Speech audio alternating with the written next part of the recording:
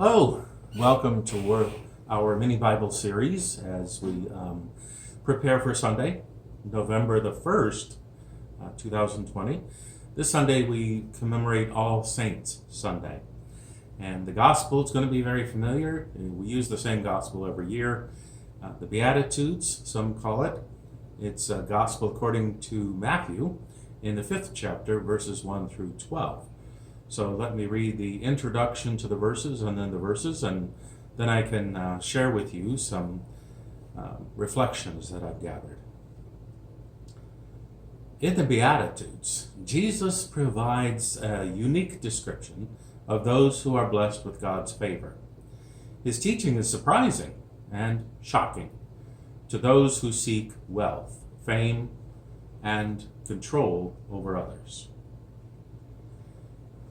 When Jesus saw the crowds, he went up the mountain, and after he sat down, his disciples came to him. Then he began to speak and taught them, saying, "Blessed are the poor in spirit, for theirs is the kingdom of heaven. Blessed are those who mourn, for they will be comforted. Blessed are the meek, for they will inherit the earth. Blessed are those who hunger and thirst for righteousness, for they will be filled. Blessed are the merciful, for they will receive mercy. Blessed are the pure in heart, for they will see God.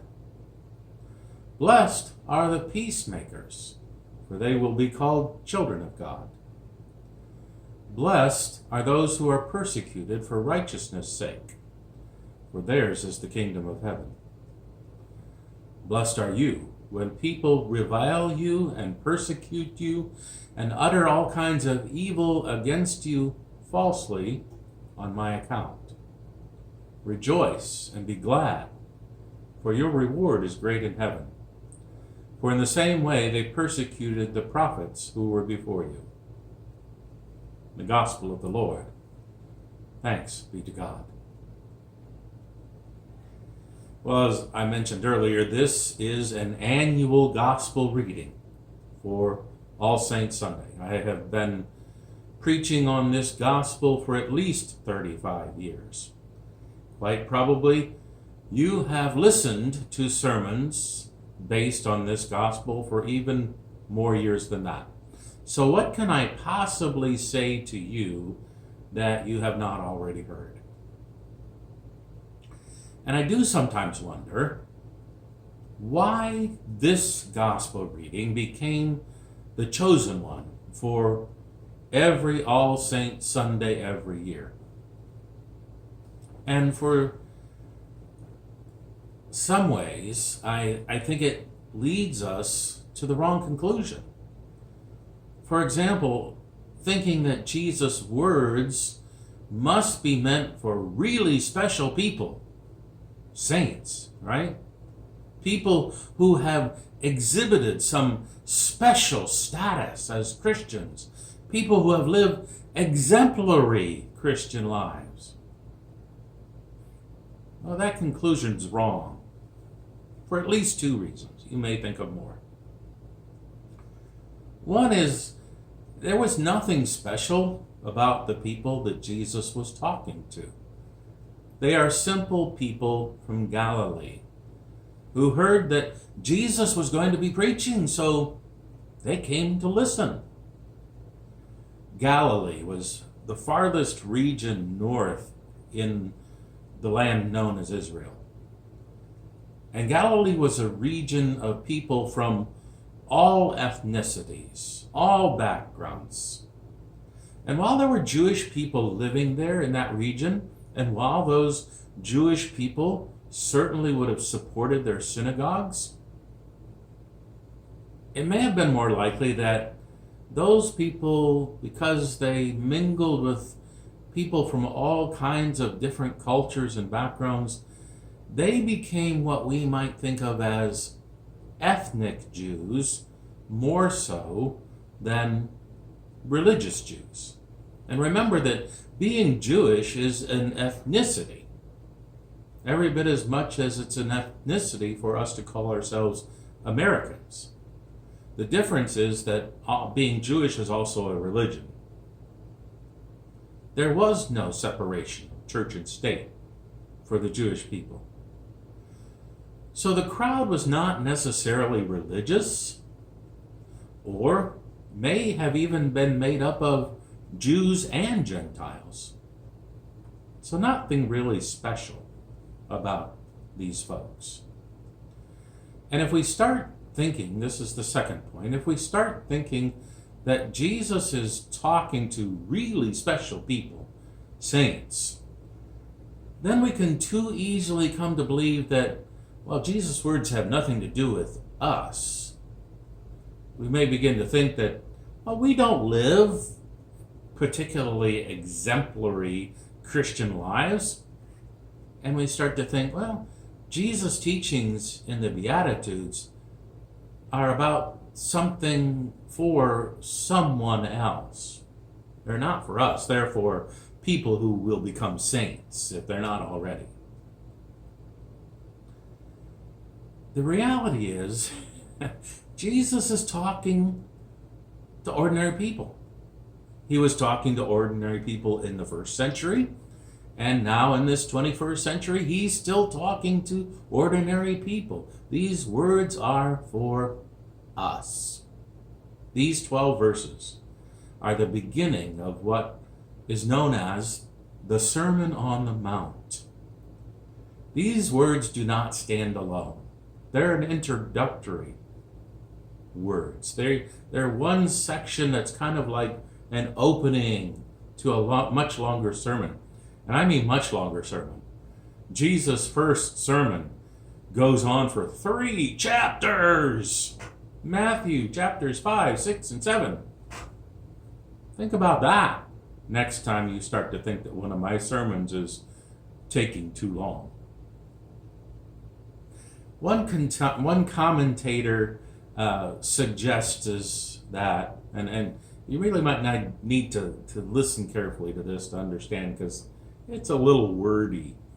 So one commentator suggests that the Beatitudes should be read as Jesus' manifesto for transformation in the community that he has just inaugurated. They reveal what the new community will look like.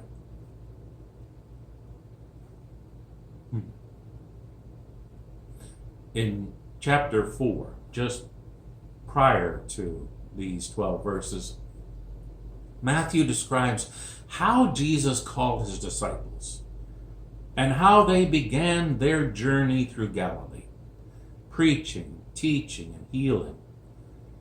And the promises that Jesus is making in these opening words of his sermon, they're not just imaginary conceptions. They're not abstract thoughts. They're built on what Jesus has already done and stated in Matthew chapter 4, verse 24, where it says, Jesus healed all the sick, those who were afflicted with various diseases and pains, demoniacs, epileptics, and paralytics.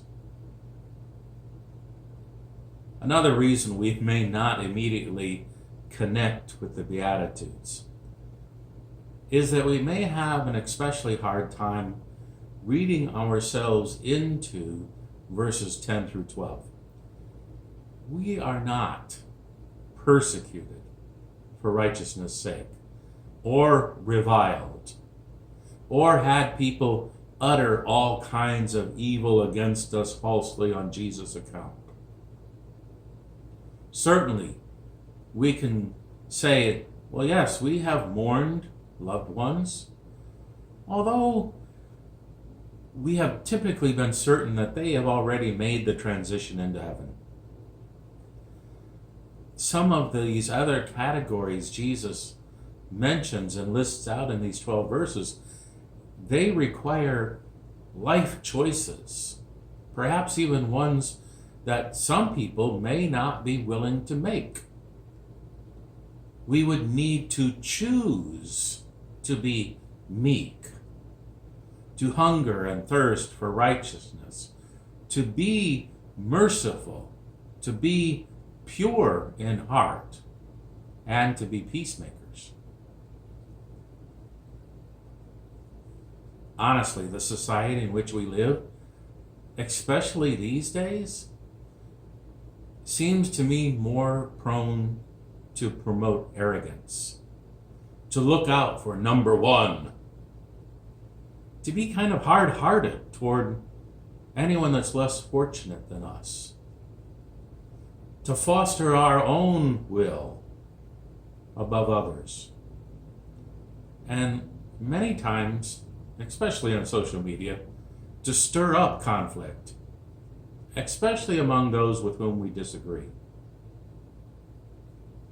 My encouragement today is to read the rest of Matthew, chapters 5, 6, and 7, to fully understand at what level Jesus has set the bar for Christian living.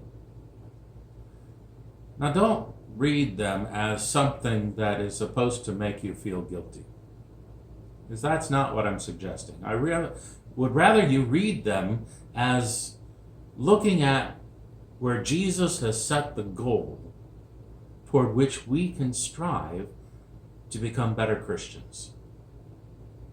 Will all of us make it perfectly? Probably not. Will any of us make it perfectly? That's not very likely. Yet that doesn't mean we shouldn't try to become better Christians. This week, as we commemorate All Saints Sunday, let us remember that Luther taught that we are at the same time saint and sinner, which basically means we're ordinary people. Jesus' words in today's gospel were, and are, meant for ordinary people, to help us grow spiritually and fully into the kind of Christian that God has called us to become. Thank you for joining me today and for all of the little Bible series studies we've had this week. We are preparing for All Saints Sunday, of course, November 1st, 2020. It's already November. This is a great gospel to preach on, but it's so familiar. Take time, please, to read through the rest of the chapters, Matthew 5, 6, and 7, and see what God calls us to be. Have a great day. Take care, and God bless.